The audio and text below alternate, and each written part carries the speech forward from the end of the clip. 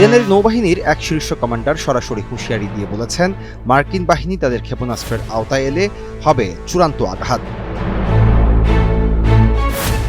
ইরানের রাষ্ট্রীয় সংবাদ মাধ্যম তাসনিম নিউজ এজেন্সির এক প্রতিবেদনে বলা হয়, উপকূলীয় ক্ষেপণাস্ত্র ব্যবস্থা এরই মধ্যে প্রস্তুত রাখা হয়েছে। ইরানি কমান্ডারের ভাষায়, আমরা অপেক্ষা করছি কখন মার্কিন সেনারা আমাদের নিশানায় আসবে।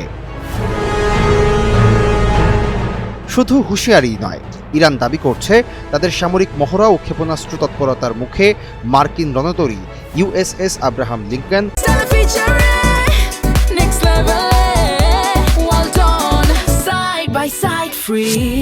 ইরানি জলসীমা থেকে শত শত মাইল দূরে সরে যেতে বাধ্য হয়েছে।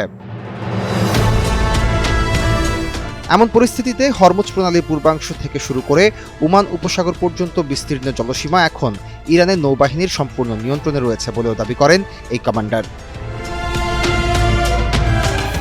এ ধরনের বক্তব্য মধ্যপ্রাচ্যে নতুন করে উত্তেজনা বাড়াতে পারে, যে কোনো সময় পরিস্থিতি আরও জটিল রূপ নিতে পারে, এমনটাই মত বিশ্লেষকদের।